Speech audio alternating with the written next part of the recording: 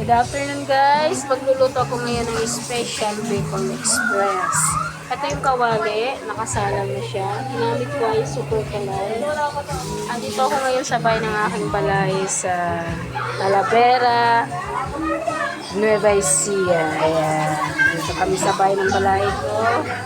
Nagbakasyon kami dito guys. Ayan. Magluluto ako ng special bacon express. Ayan na yung mantika. Kawali na may mantika. Maglalagay na ako ng bawang. Ayan guys. Bawang muna. Ayan. Bango-bango ng bawang guys. Sumunod dyan ay susunod natin mamaya yung sibuyas. Kailangan natin muna mag-brown-brown yung bawang. Pag nag-brown-brown na yung bawang, pwede na siyang ilagay ang sibuyas. Sumunod naman natin ilagay ang sibuyas. Ito na guys. Daming sibuyas yan guys. Kasi 2 kilo yung baboy na lulutuin natin ngayon na Bicol Express. Kaya medyo marami yung sibuyas na nilagay natin. Ayan. Ayan. Hahalo-haloin natin yan. Ganyan. Kailangan natin halo-haloin. Mamaya na po. Ayan. Kailangan gisa-gisahin muna ito guys. Kailangan yan medyo mag-brown-brown ng konti. Ayan. Huwag kayo dito mga bata. Nagluluto si Mamo. Mainit dyan. Kailangan natin mag-brown-brown yung ating sibuyas. Ayan. Ang dami nating sangkap guys. Ayan.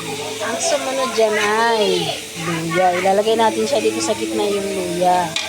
Para maluto siya ng mabuti. Luya. Ito po yung luya guys. Ilalagay natin. Ito yung luya. Ayan. Dito siya sa gitna natin ilalagay. Ayan. Para malasa siya. Kasi kailangan nito malasa yung luya. Pampalasa kasi ang luya dito sa special Bacon Express.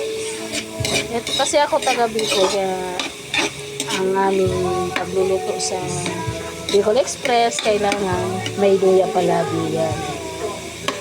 Sarap yan guys. Yan. Maya-maya, after 1 minute, nasangkot siya na siya. Ilalagay na natin ang baboy. Baboy naman guys. Ito yung baboy. Kukunin na natin dito. So guys, yung baboy, 2 kilo siya. 2 kilong baboy. Isasawag na natin siya. Ay, bata! Mainit dyan. Huwag ka dyan. Nagbabalag habang nagluluto. Ayan. Bata, walang pupuntang bata dito. Baka kayo ay mapaso. Bawal mapaso ang bata. Ayan. Sasangkot siya na natin yung baboy. Ayan.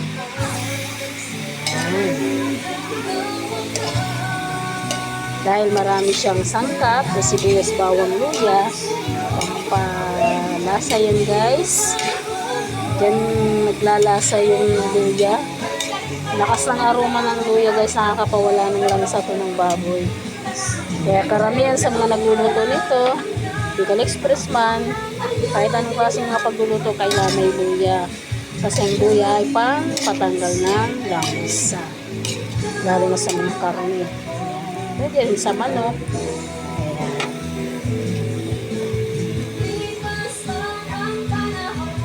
Kailangan yun guys. Masangkot siya siyang maigi. Ilalagay natin yung alamang. Ayan. Ihahat na natin yung alamang guys. Para siya ay malasa. Okay. Ito na yung alamang. Ibubudbud ko na guys. Yung alamang. Yan. Kasi ito, isa sa pampalasa to guys, kailangan ang alamang malasa yan habang niluluto. Nihalo na agad yan sa baboy na sinangkot siya sa sibuyas, bawang, luya. Tapos mamaya, tatakpan natin yan. At yung siling green, mamaya na po yun ilalagay para pag malapit na siyang maluto. Tapos, yung ating gata, mamaya na rin natin ilalagay kasi sinasangkot siya pa natin siya. Kailangan masangkot siya siyang maigi. Lalagyan pa natin yan ng paminta. Okay, paminta pa guys ang ilalagay dyan. Mamaya, panoorin na lang natin ang finished product. Ang kulang na lang dito ay gata, yung katang-kata na kukumama. Ilalagay natin yung mamaya pa guys. Tsaka yung siling haba mamaya pa siya ilalagay.